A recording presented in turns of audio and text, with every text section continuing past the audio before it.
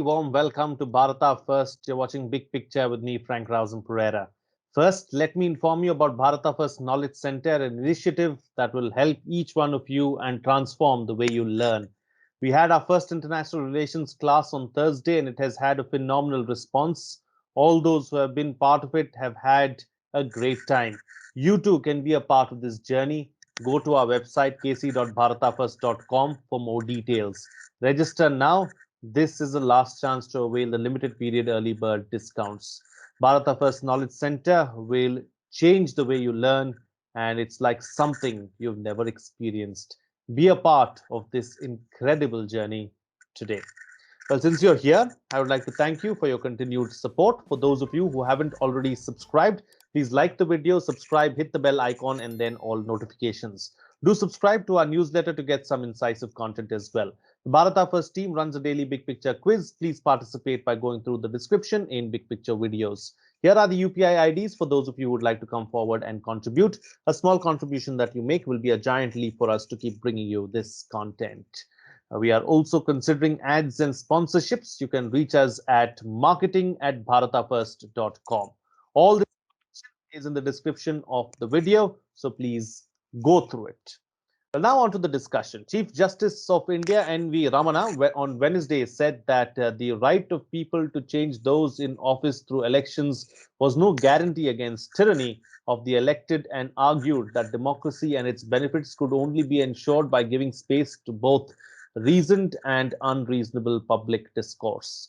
Delivering the 17th Justice P.D. Desai Memorial Trust lecture virtually, CJI Ramana also spoke about why the judiciary cannot be controlled directly or indirectly by the legislature or the executive, or else the rule of law would become illusory.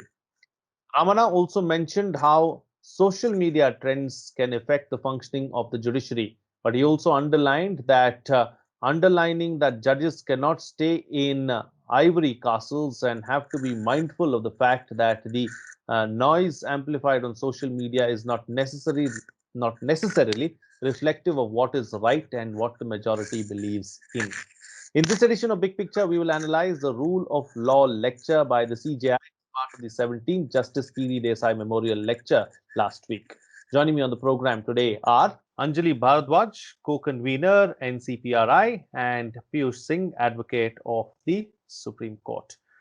Anjali, let me start the program with you first. Let's first try and understand and analyze what were the key takeaways as far as you are concerned from the CJI's remarks, and they come as quite strong remarks as well, something that we have not heard from the Supreme Court, something like this in a while.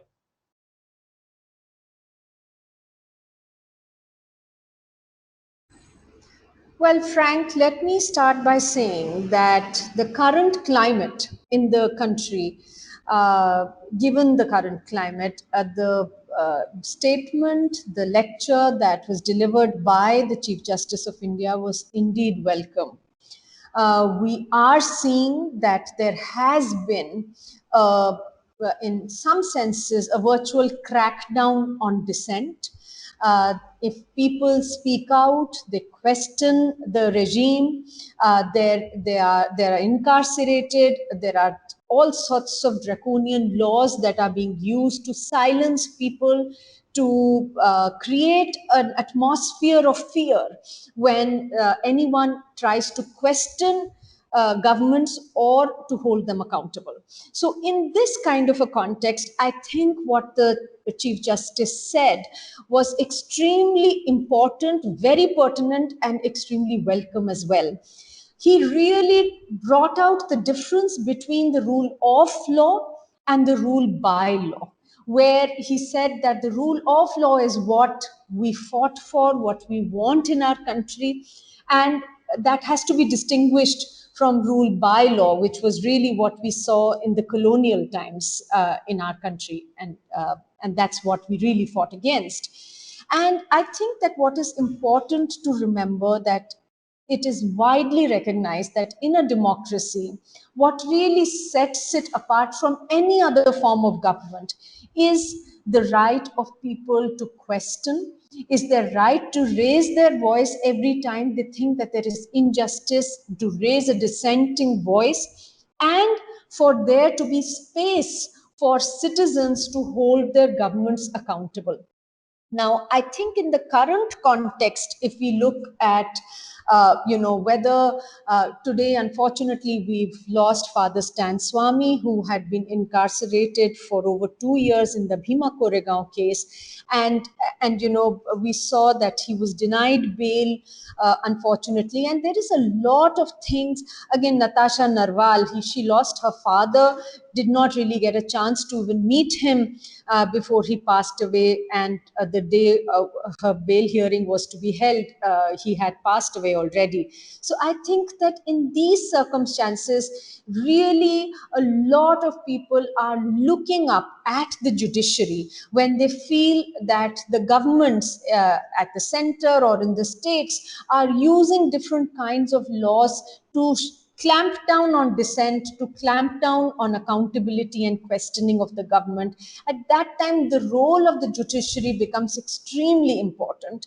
And at this time, when the Chief Justice has spoken, and he has spoken in no uncertain terms, I think we are very hopeful that we will see the judiciary take a very clear and strong stance in favor of accountability, in favor of citizens exercising their right to free speech, expression, and demanding answers from the government.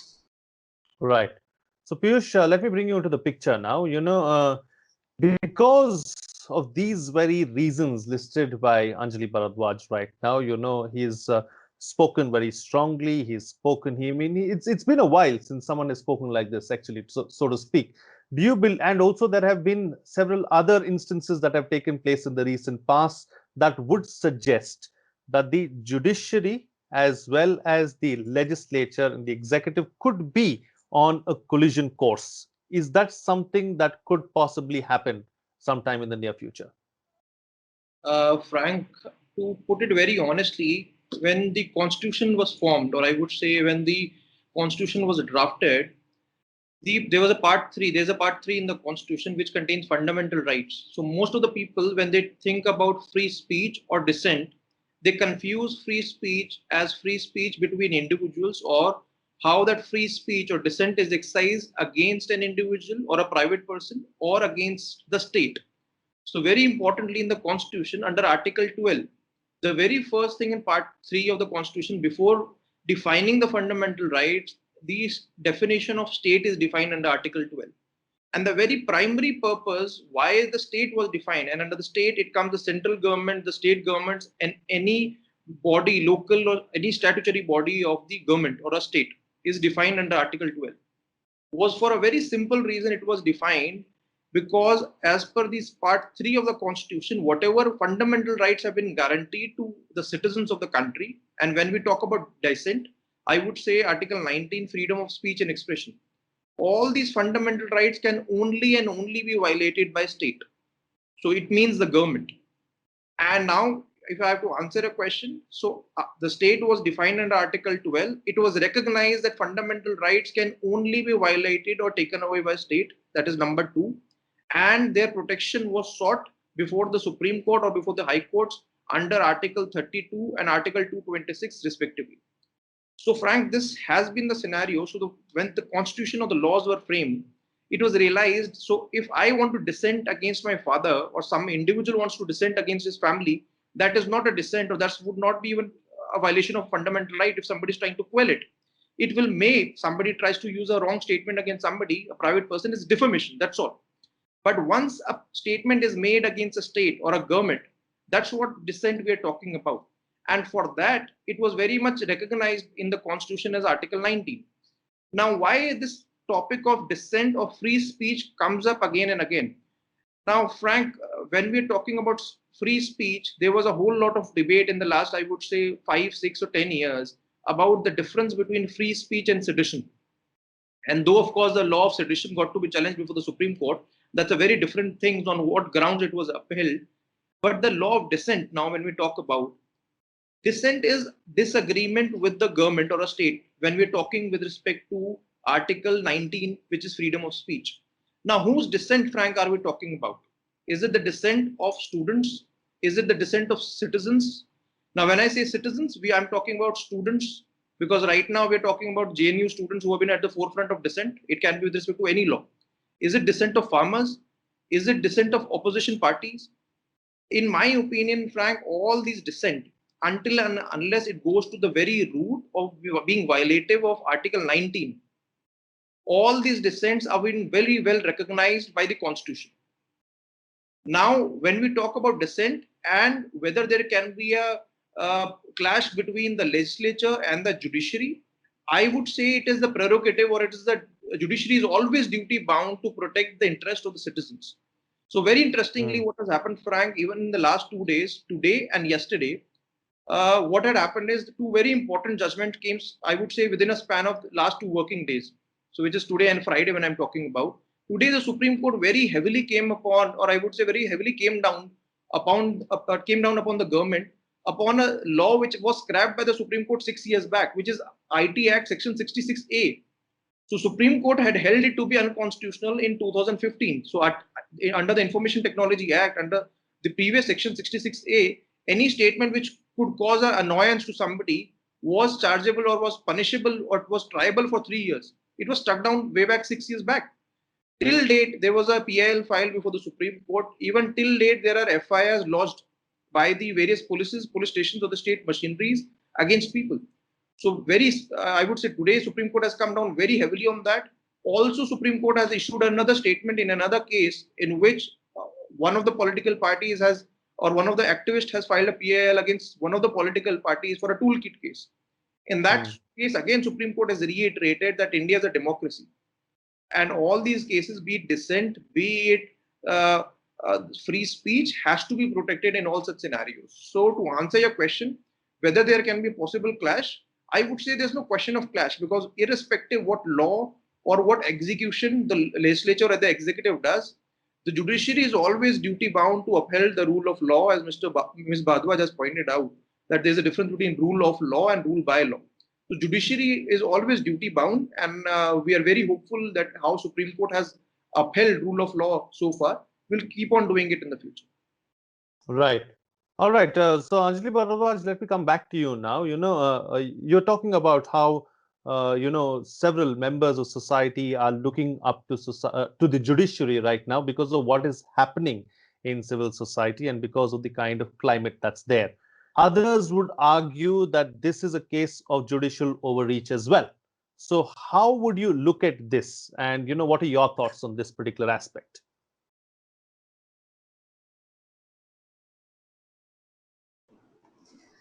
Frank, I think what we need to understand and recognize very clearly in a democracy, and in our kind of democracy, a democratic republic, is that we don't become a democracy just by voting people in and through the process of elections. It's really what happens between two elections that is important. And that is where the role of citizens, of civil society, of groups comes in. And it is really important that they be vigilant, like it's been famously said that the price of vigilant democracy is eternal vigilance. So it is really important for citizens to play that role, and where they see anything happening which is wrong, which is unconstitutional, which is illegal, they have to raise their voice. Now, when we say that our constitution guarantees us all these rights, the fundamental rights which Piyush also spoke about, there are so many laws, many of which are very hard fought laws, which guarantee us very, very important rights, which help us then reach our fundamental rights and sort of realize them.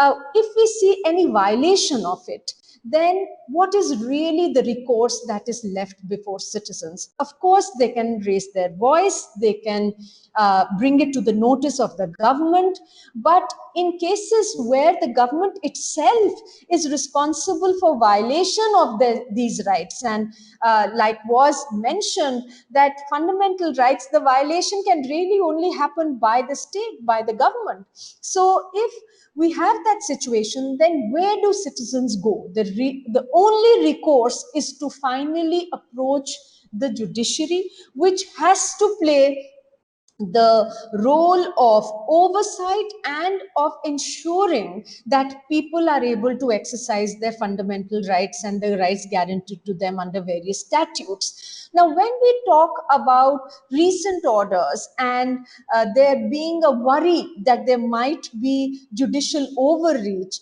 I think we need to understand and we need to examine very closely what are the kind of orders that have been coming from the courts. Let's take the example of the migrant workers case, for example.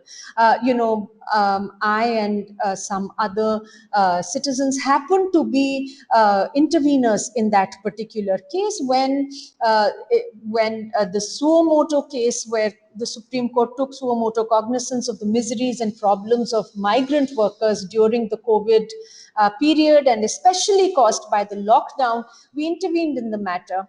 And really, we've seen what has been happening in the country in the wake of the lockdowns that have been imposed by first the national government in 2020, and subsequently in the second wave by state governments, where we've seen millions of people suddenly lose all sources of livelihood. They don't have any income.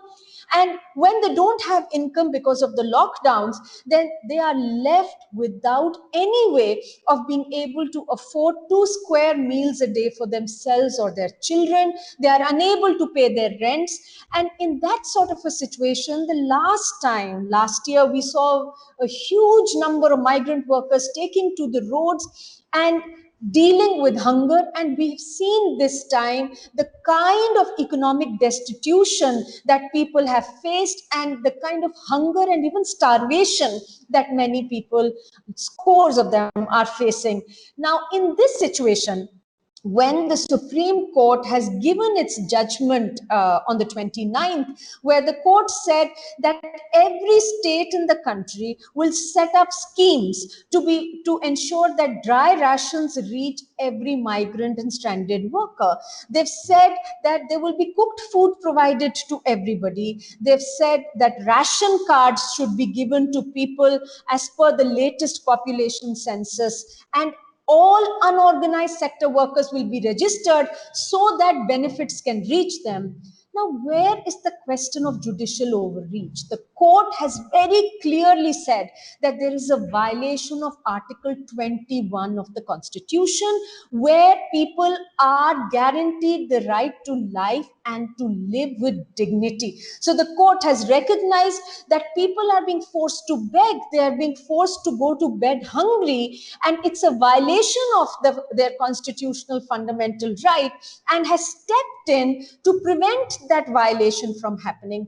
Again, in the compensation case, where the court has said that compensation will be given to families where they've lost loved ones to COVID, or in the vaccines case, where the court said that why should states be left to buy vaccines? Why should the central government not centrally procure vaccines at cheaper rates that they can get, and asked for the policy of the central government on vaccines? I think none of these can really be called judicial overreach. I think the court is simply performing its role, its duty in our democratic republic, where it is seeing a violation of people's rights happening, and it is stepping in to say that we are not going to allow that to happen. Even if one were to talk about dissenters and therefore in that sense political prisoners, If we look at the recent orders of the Delhi High Court also, in which the court has very clearly said that, these people have been, there is an invocation of the UAPA, which is really a terror law, and which is why they are being denied bail, and even during this time of pandemic are being forced to stay in prison. The court has said that, well, we've examined and prima facie found no evidence to suggest that it attracts the UAP at all. There could be anything, there could be violence, there could be protests, there could be dissent, but certainly not terrorism. So how can a terror Sure. law be invoked? So I think that the courts are really performing their role, because after all, it's people's liberty at stake.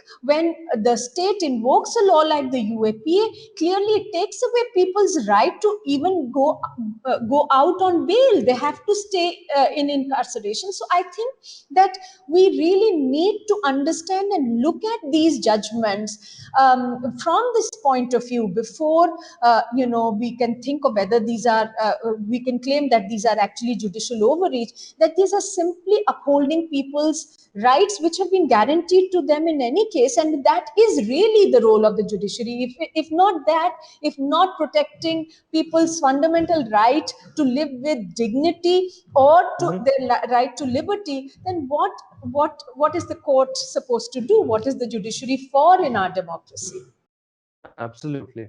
All right. So Piyush, let's talk about another aspect that the CGI, took up. He spoke about the uh, freedom of judiciary, and he said that the judiciary cannot be controlled either directly or indirectly by the legislature or executive, or else, rule of law would become illusionary, is what he said. So, as far as freedom of judiciary is concerned, how free is the judiciary? What is the level of interference as far as the executive is concerned? Is there scope for improvement?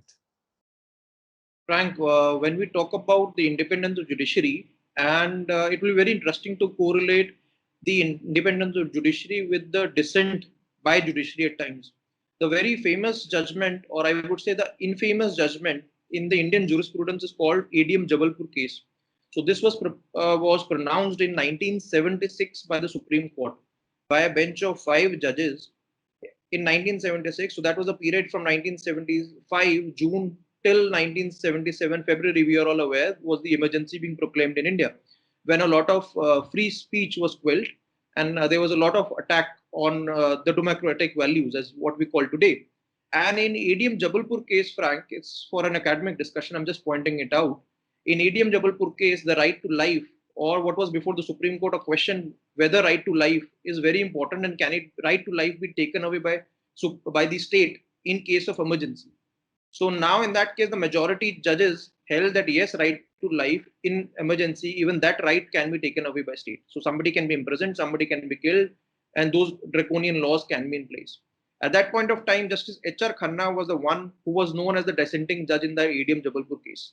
And Frank, very interestingly, when Justice Khanna was writing the ADM Jabalpur dissent in that case, he was aware that he is in minority and his dissent will have no value other than for academic purpose and other than giving, I would say, a message loud and clear to the legislature and executive. So it was written in his book, one of his books, I would say biography, which was written, that he spoke to his sister on the day when he was writing the judgment. So his sister told Justice H.R. Khanna that, do you know that your judgment is going to cost you being the Chief Justice of India? So he said yes. And before retiring to the bed, he signed that judgment and he told to his sister that, yes, I know it's going to cost me the Chief Justiceship of the country, but I'm willing to give it away. Now, interestingly, Frank, in the ADM Jabalpur case, since I'm telling you it was infamous because I would say later on, by way of an amendment and otherwise by various judicial pronouncement, it was held to be a very bad law. And the views of Justice H.R. Khanna were upheld. But the cost paid by Justice H.R. Khanna, I would say, was substantial. Though his name, I would say, still remains in the Indian jurisprudence, and he is held to be in the highest regard in the Indian legal fraternity. But he was supposed to be the Chief Justice of India by the seniority, by the ranks of seniority, later on in 1979 or 1980s. But he was superseded in that at that point of time by that government, and he resigned. So, and that supersession, Frank, at that point of time happened twice. So twice dissenting, any judge who had given a dissenting judgment, he was superseded and he was not allowed to be the Chief Justice of India. And those judges had resigned at that point of time. So this happened in late 1970s and 80s, early 80s. But subsequently, I would say, Frank, to a very large extent, it's in a presidential reference, three matters, Kora versus Union of India, and two other references given by the Supreme Court, the larger bench of the Supreme Court has decided for autonomy of how the appointments and how the Chief Justice of India is going to be appointed. So, to a very large extent, now the senior most judge of the Supreme Court gets elevated to become the Chief Justice of India. So, that is to a very large extent protected. The tenure of the judges, to a very large extent, the appointment of High Court and Supreme Court judges is decided by the Collegium of Supreme Court itself. There was a time when NAJC was there. So, of course, there is a debate, and I would not want to go into it that NAJC was bad or good. Of course, there were some good points to it. But again, NAJC was held to be a bad law. And even as on date, the judicial independence, because it is decided by the Collegium. So, to a very large extent, it is protected, I would say. But be that as it may, Frank, we are not only talking about the term during which the Supreme Court judges or the High Court judges, when they are in office, is there any pressure or there can be a question of independence or not? The real question arises that whether after retirement, most of the judges are taking post-retirement jobs or not. Now, this is also very critical, Frank. Now, a lot of times, I would say Justice Lodha, the ex-Chief Justice of India, immediately after his retirement has pointed it out that most of the retired judges of the High Court, or at least of the Supreme Court judges, should not take post-retirement assignments of the government, especially when they've handled sensitive cases in which the government was a party. Unfortunately, Frank, you would see in the last, I would say, it has been happening for decades now. Unfortunately, not I would not say about the present government or the previous government. It's happening for decades. The High Court judges or the Supreme Court judges immediately post-retirement, they're taking just for the, I would say, Lutyens zones bungalow or for any other thing. They have taken those appointments. Very unfortunately, very recently, in the last 6 months, also the new NHRC chairman who has been appointed, there were questions about him, the kind of matters he was handling. So all these things are there. So until and unless the law is always in place for the independence of judiciary, and I think the judiciary itself is formulating how it has to look upon its conduct. But it's very important that there has to be a mechanism that even post-retirement, to maintain absolute accountability and judicial independence, such measures should be taken. One very interesting example is the United States Supreme Court. So, Frank, as you would have seen, the United States Supreme Court judge is for a life. So, there's no term to their office. So, they are appointed for life. So, which is again very interesting phenomenon. So, they don't have to think whether they can be removed. Of course, impeachment process is there for them, but it is very difficult. So, I would say when you ask me whether there can be any improvements, yes, I would say for the Supreme Court, we can contemplate having the same tenure. But again, every kind of law or any kind of change we have. So imagine if in case we have one wrong judge being appointed and he's appointed for life, so that can be again balancing act in such cases would be required. So so all that would be on judicial independence. Absolutely. All right. So we'll have to take quick closing comments now from both my panelists with the best way forward, starting first with you, Anjali. Well, Frank, first of all, let me just also come in to add issue with what Piyush said on what you had referred to as really, what has been happening in the judiciary. I think we don't even need to say anything. The Supreme Court judges held an unprecedented press conference a couple of years ago. 4 of the senior most judges of the Supreme Court came out and said something very concerning, that democracy is in danger in India. They talked about how using their powers as masters of the roster, chief justices were sending particular cases to particular benches for particular outcomes. Now, nothing can be more alarming than that.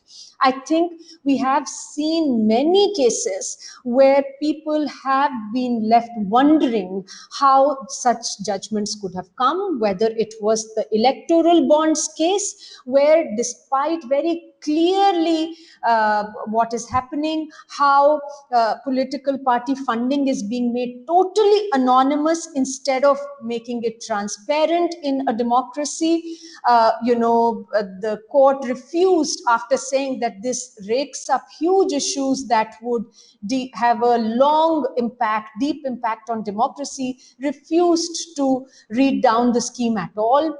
Whether it has been the Rafale deal, now we've seen how the French court and how investigation is being sought in France. But in India, the Supreme Court seemed to have given a clean chit in the Rafale deal case, or it is the constitutional challenges to laws like, related to Article 370 or to even the Citizenship Amendment Act. Now, all of these things point to the fact that there has not been the kind of independence, perhaps, of the judiciary from the executive, from the legislature, or from the ruling dispensation, if one may say so, as one would need in a healthy democracy. And I think that, which is why Chief Justice Ramana's statement, his lecture, and what he said assumes great significance.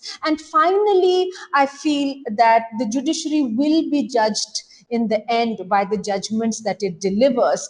And, what Piyush said, I want to just underline that there have to be certain systems that have to be put in place, both in terms of appointment of judges, the role of the Chief Justice, whether it needs to be democratized a little bit when it comes to assigning benches and being the master of the roster, and in terms of judges accepting post-retirement benefits, post-retirement jobs by the government, because all of these things finally are going to have a very deep impact on how independently, how autonomously the judiciary can function, and eventually how well it serves the citizenry that it is supposed to serve in a democracy. Absolutely. And Piyush, close the show for us with your quick concluding remarks. Right. Frank, dissent, as already held by the Supreme Court in a very famous quote, is the safety wall for a democracy. So there is no doubt dissent has to be not only protected, but I would say also appreciated, and something on which I would say democracy can build upon. What is the only, I would say, embargo on that, Frank, can be with the digital technology and the social, I would say, or the electronic mediums which are there for disseminating information or making free speeches. At times, that dissent can lead to violence. At times, that dissent can lead to misunderstanding. At times, that dissent can lead to a situation which somebody did not mean. So, I would say dissent would go parallelly with free speech, and with free speech would parallelly comes responsibility and that thin line which is always there. So especially when we're talking about this age of WhatsApp, Facebook, and Twitter, so it's very important. Yes, dissent has to be protected. There's no doubt about it. But also there has to be a huge amount of responsibility in using that free speech, in using that dissent, in criticizing a government. Because one person wrongly dissenting, or I would say there cannot be never be a wrong dissent. Dissent is a dissent. So somebody may agree with things, somebody may not agree with the thing. But there can be a problem how a dissent is actually propagated to public at large. So especially in the age of WhatsApp and Twitter. So that is the only thin line which we have to remember. And accountability, of course, is there for the government when they're getting appointed, because when you're talking about dissent and accountability, Justice Ramana's speech was for accountability for the elected government. But I would say accountability should also remain for the citizens in our country, because we are a huge nation. We are a country of over 130 crore people. So accountability should also be for the people. So dissent, of course, as I pointed out, should be protected, preserved, and I would say appreciated in a country, in a democracy. Absolutely. Absolutely. All right. We'll have to leave to that. Thank you to both my guests for joining me on the program and putting things into perspective for us. Well, what's coming out of this discussion is that the political climate in the country is such that the Supreme Court has to intervene. There are times when the court does intervene and it seems like judicial overreach. However, it's more like a means of checks and balances on the legislature and executive. Judges will be judged by their judgments and hence must act with utmost integrity.